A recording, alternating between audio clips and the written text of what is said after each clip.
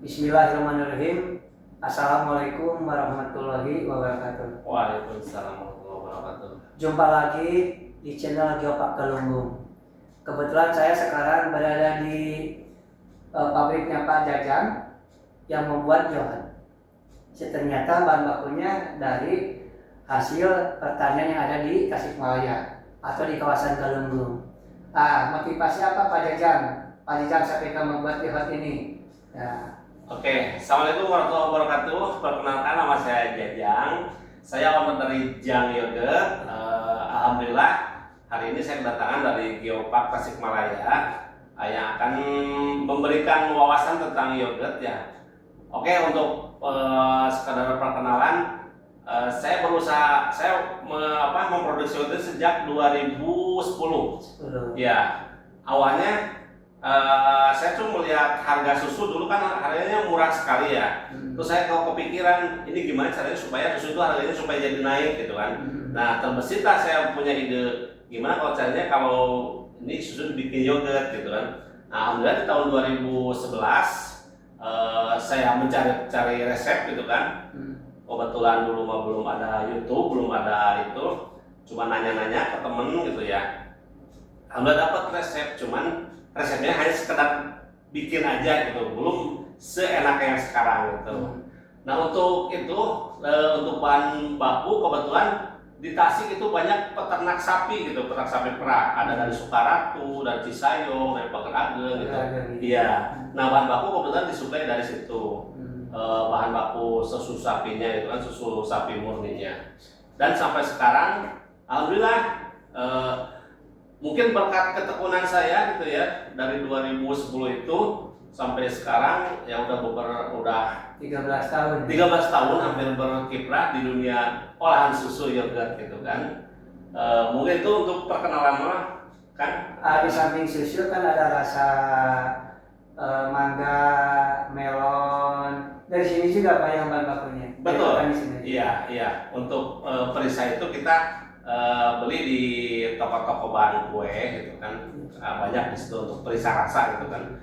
Ada juga yang dari buah, buah melon, buah mangga, buah strawberry, tergantung dari request konsumen gitu. Iya. Terus pasar yang telah Bapak lakukan udah tingkat mana Pak misalnya? Untuk pemasaran, alhamdulillah kita Jabodetabek udah kita supply gitu kan. Ada banyak teman-teman yang dari grup-grup WA, dari grup Instagram, dari Facebook, mereka suka pesan ke saya melalui WA, kadang-kadang yang banyak dari WA juga. Jabodetabek, Jakarta, Bogor, Tangerang, Depok, Bekasi, alhamdulillah udah kesuplai gitu. Udah mulai banyak permintaan gitu kan. Rata-rata per minggu ada berapa box atau berapa ini botol namanya ya? Iya, per botol. Untuk yang botol kita sebulan paling produksi itu sekitar 300 botolan lah. 300 botol ya. Dan harga berapa ya Pak? Untuk reseller kita di harga 10.000. Iya, mereka jual kadang ada yang 15.000, ada yang 17.000, ada yang 20.000 juga. Untuk yang lokalan, yang lokal dari Tasik, kita udah masuk ke Kebon Jati Etri. Nah, di situ ya di yang Mangin. Iya, nah di situ. Itu udah rutin hampir tiap minggu, kadang 5 sekali mereka suka belanja ke saya, belanja yogurtnya gitu kan. Betul Pak. Kayak apa Pak? Jadi kayaknya ini sangat sensitif ya. Ini sebagai minuman yang akan dikonsumsi oleh orang. Izin apa saja yang telah dikantongi oleh Pak Jajang dari mulai kesehatan, hal lain sebagainya gitu. Oke, kebetulan ya di Priangan Timur, Jang Yogurt itu satu-satunya produk olahan susu yang udah berstandar BPOM. Alhamdulillah. Ya, untuk yang di Priangan Timur ya, Priangan Timur kan meliputi Tasikmalaya, Kota Tasik, Banjar, Ciamis, Pangandaran. Nah, di Priangan Timur kita sebagai percontohan dari produk olahan susu gitu. Baru di sini yang ada. Alhamdulillah dari yang dari Bogor, dari Bandung, dari Garut suka kesini, suka studi banding gitu kan, dari Sumedang, dari Subang juga alhamdulillah, karena mungkin hanya di sini yang sudah berstandar BPOM gitu kan. halal, alhamdulillah kita halal difasilitasi oleh Bank Indonesia. Terus untuk haki kita difasilitasi oleh Diskoperindak ya kabupaten. Terus sekarang kita lagi NKP, nomor kontrol veteriner. Nah itu sebagai olahan susu itu kan kita harus punya NKP. Mungkin kemarin sudah diaudit dari provinsi. Nah kalau sampai tahun ini sudah keluar, berarti kita satu-satunya produk olahan susu yang udah NKP. Ya. Iya. Di Priangan Timur. Di Priangan Timur. Priangan Timur. Iya, Priangan Timur. Ya. Ini aman sekali karena ini sudah punya izin berbagai ketentuan baik halal, kesehatan, BPOM ya. Ini sangat bagus sekali dan menyehatkan Pak ya. Tambahan satu lagi kan, ini kita ada informasi nilai gizi ING, nutrition fact-nya. Nah, alhamdulillah Jang Yogurt udah punya ING-nya. Ini segala ditempuh ya Pak. Betul. Iya betul. Terus yang Bapak rasakan di bisnis ini yang paling kendala yang paling menjadi kendala atau hambatan apa saja Pak? Nah sekarang kita lagi mau masuk ke TikTok sama Shopee Live gitu. Kita kendala di jasa pengiriman karena untuk di TikTok sama Shopee mereka tuh nggak ada pengiriman yang pakai jasa paksel. Kalau untuk di luar TikTok sama Shopee kita bisa pakai jasa pengiriman paksel. Insya Allah sih kedepannya kita mau live di TikTok sama di Shopee gitu kan. Iya. Mungkin untuk jasa pengiriman ya mungkin kita diusahakan walaupun kita pakai non paksel, mudah-mudahan pakai JNE juga bisa gitu. Karena kita kemasannya akan di semaksimal mungkin itu supaya di suhu ruang bisa tahan sampai 3 hari gitu. Iya, alhamdulillah. Iya. Terus berapa daerah atau toko atau pembeli secara besar-besaran Pak? Berapa ini yang kita udah punya outlet, ada sekitar 50 outlet untuk itu ya, untuk yogurt gitu kan. Yang kita punya itu kita join sama Kopontren, Kopasri Pondok Pesantren, sama warung-warung, sama kantin-kantin sekolah gitu. Iya. Apalagi sekarang yang program gizi sehat iya, ini bisa dihubungi Pak. Iya betul. Kan sekarang yang mengurus itu Pak Dandim ya.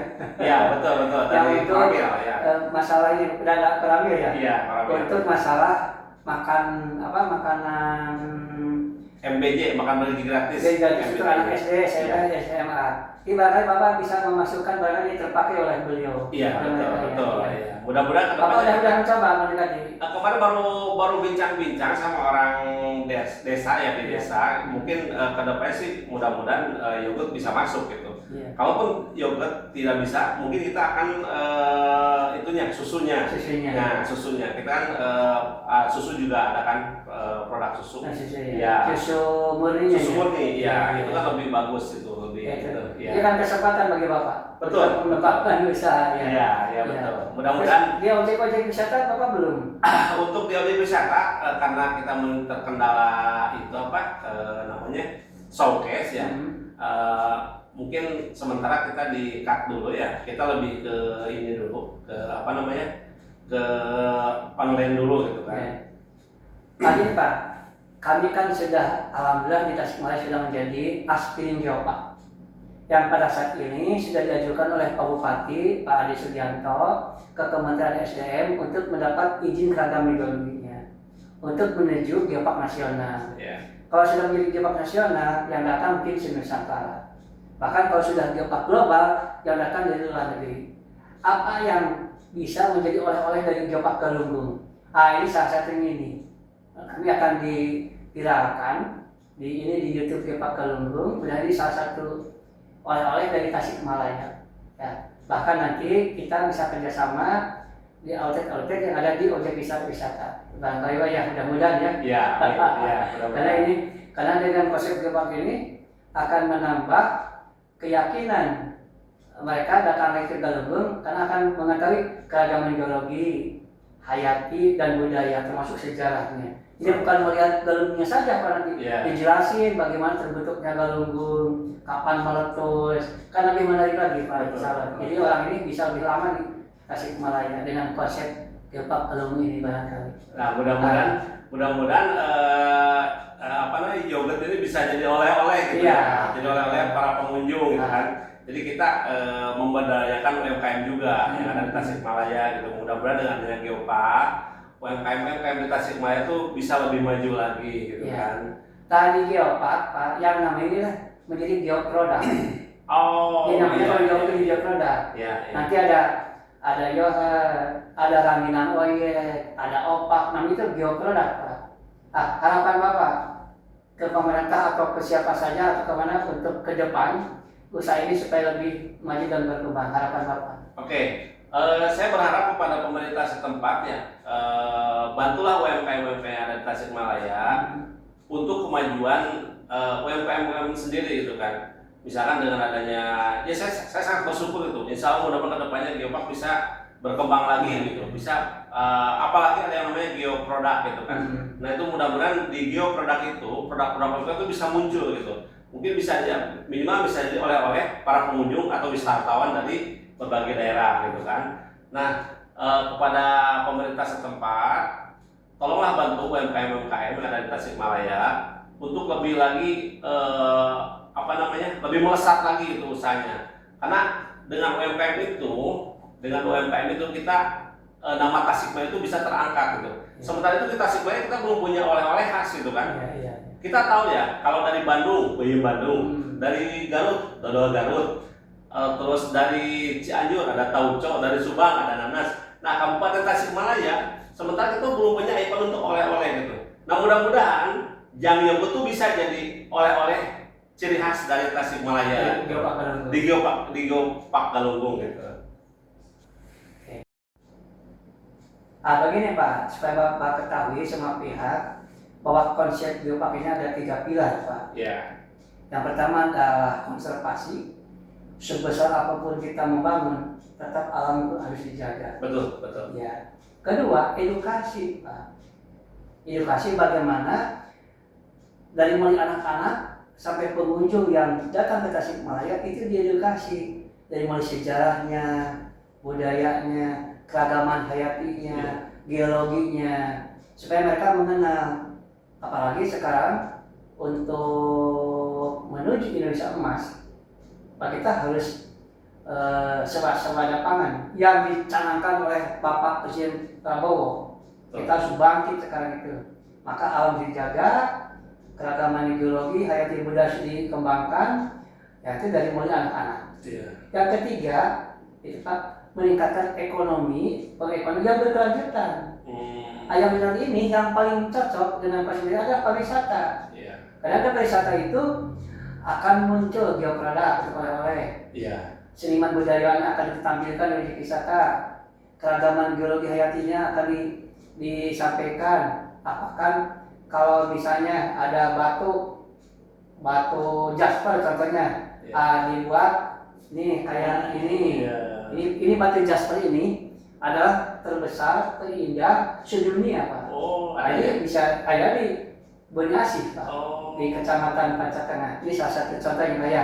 Nah itu dikembangkan semua supaya ini berkelanjutan. Ini berkelanjutan kita bisa hidup sampai akhir zaman kan gitu ya. Jangan sampai kita mundur, ekonomi harus berkembang. Karena wisata itu sebagaimana kita ketahui kemarin sudah dicontoh oleh COVID, ditutup wisata, penerbangan dunia berhenti, bis berhenti, travel berhenti, restoran tutup, hotel tutup, ojek tutup, wisata tutup, bahkan tukang gulung pakis di Gelem juga tutup. Apalagi Bapak produk juga tutup kan ya? Begitu wisata dibuka lagi, ekonomi sangat berkembang lagi, semua bergerak lagi ya Pak ya. Mudah-mudahan karena Tasikmalaya ini yang paling cocok adalah pengembangan wisata. Termasuk karena program unggulan Tasikmalaya adalah wisata. Dengan wisata ini bagaimana infrastrukturnya? Ada 7 Sabta Pesona Bayar. Harus aman, harus tertib, harus bersih, harus hijau, harus indah, kenangan, gitu Pak ya. Sehingga datang lagi ke sini Pak, dengan konsep Geopark ini, dengan wisata ini. Itu barangkali, terima kasih. Mudah-mudahan ini perusahaan Bapak ini Amin. bisa berkembang dan sebelum ditutup, ini akan dicoba dulu nih. Ini adalah yogurt jang yogurt dari mangga ya. Rasa mangga. Rasa mangga. Bismillahirrahmanirrahim. Allahumma barik lana fi ma razaqtana wa qina adzabannar. Enak sekali. Mudah-mudahan ini laku cross loh. Terima kasih Pak Jan ya. Sebagai tambahan Pak, kita dulu ada lomba olahan susu. Alhamdulillah Tasikmalaya juara ke-1 Di tingkat kabupaten. Ya. Ini. Iya. Karena ada COVID, mau ke provinsi keburu itu gitu, nggak jadi gitu kan. Ada tingkat 1 di kabupaten. Iya. Olahan. Geopark kalau di Geopark. Salam Geopark Pak. Assalamualaikum warahmatullahi wabarakatuh.